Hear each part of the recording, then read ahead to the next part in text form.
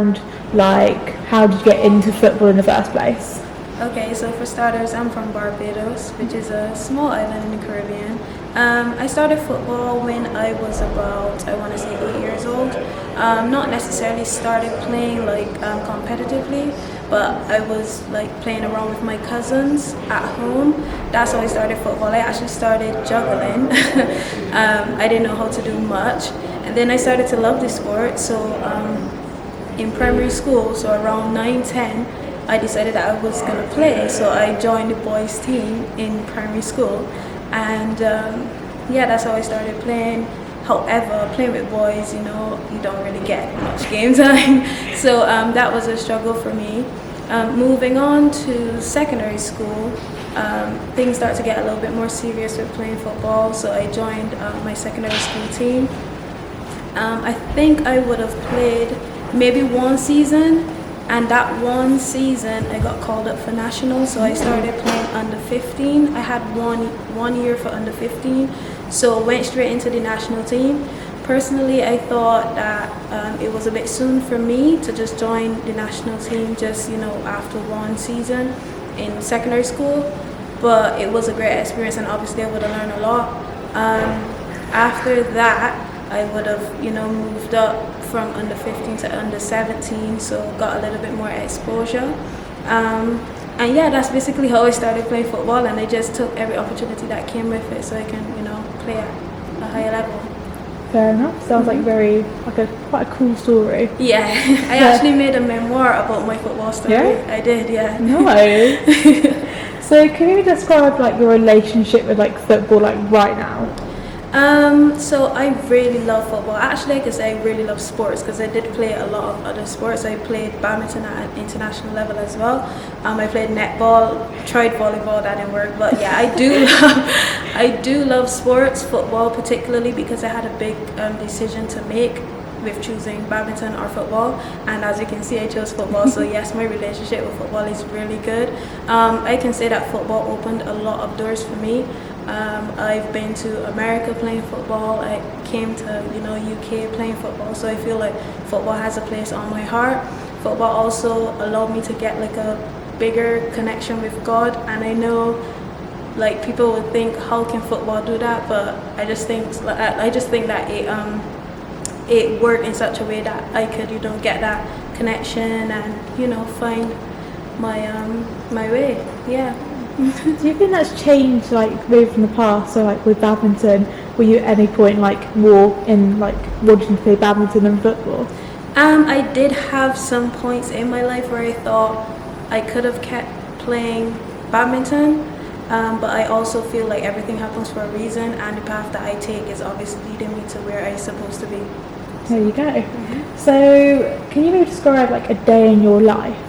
Like, of course, not like from like the very beginning, but like just in general, maybe like a match day or general day. Okay, a day in my life. So I am studying my master's in business administration. Mm-hmm. So a busy day in my life. Let's do that so I can have more to tell you. I start by preparing to go uni. I actually don't have breakfast because I fast. So I go to uni. You know, do my studies, get that out of the way, have lunch. After lunch, I would, depending on the day, I would go back to classes. After classes, I would leave, come to football training. We have like analysis and stuff like that first. After analysis and training, I would head home, have dinner, then I would wind down. Winding down looks like no phone, reading my Bible, praying, sometimes have a bath just to relax, and yeah, then I'll just go to bed. Sounds like a very like full-on busy day. Very full-on. How do you like juggle all that? It is really, really difficult, but I think the more I do it, the more accustomed it is for me, you know. So I think as time passed, like it would have gotten easier, but honestly it is very difficult, especially challenging uni, football, and then I also work part-time. So just by interest, where do you study? What uni? University of Northampton. Ah, there you go. We're from Northampton as well. Oh. Well, there you go. See, small world. I know, right? So you said you use social media and then you've gone off it as well. Do you think it maybe has a positive or negative impact? Like, social media? Yeah, like just in like general in your life. I would say I have a positive impact with social media. I actually like make vlogs and stuff like that. I do. Yeah, I try to have like a social presence. I also use my social media to spread the word of God as well. So I feel like social media has a positive impact on my life. However, there are some times when you can have like people who are a bit like, but I just try to manage it as best as I could. And when I see situations where it feels like it's a lot, I would just remove them from, I wouldn't respond or I wouldn't interact with it, and I'll just keep going. Yeah, perfectly built, really. Yeah. So let's go. Well, do you get much like anxiety or stress before or after a game? No, I don't think. No, I don't think so. Unless it's like a really, really like big game where I start to overthink. Like, okay, we need to win, we need to do this, or I pressure myself. Like, oh, I need to score, I need to score. That's when a problem would come for me. But I don't necessarily have anxiety before or after. Maybe some games I would try to reflect to see how I feel like I did, if that makes sense. But to answer your question, no, I don't think I have anxiety before or after games. Thanks. So what about like, how do I explain this?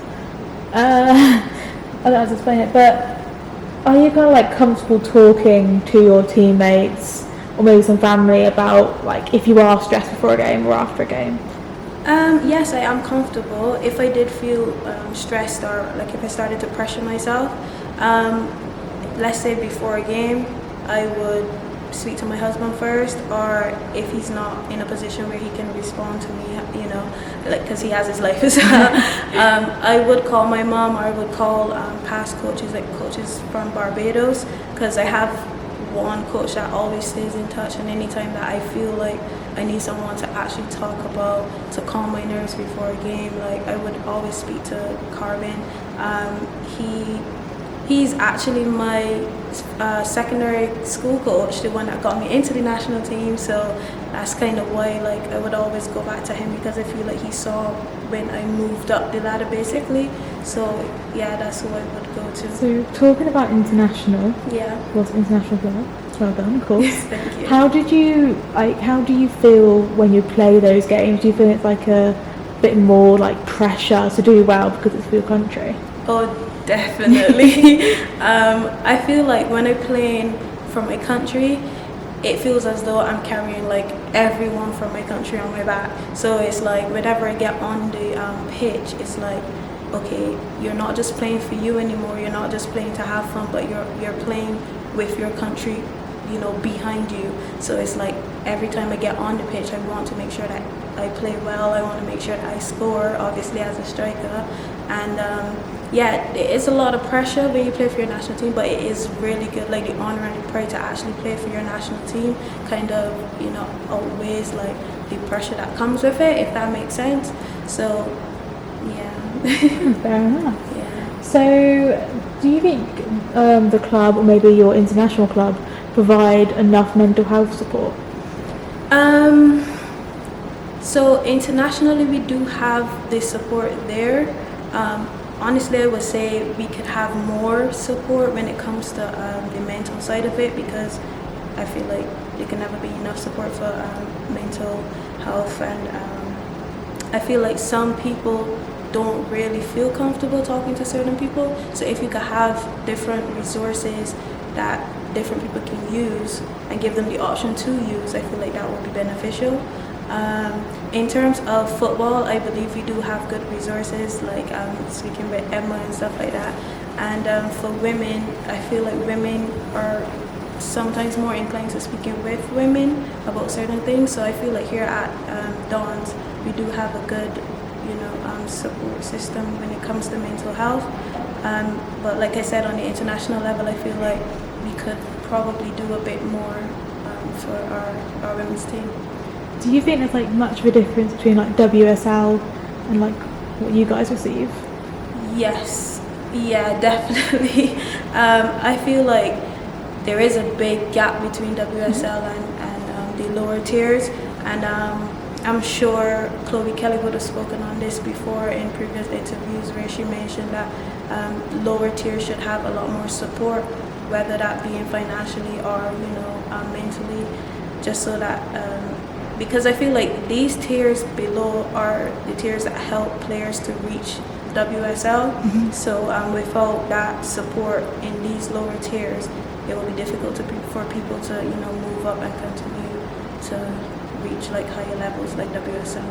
Yeah. So do you think mental health, like as a topic, is talked about enough in women's football?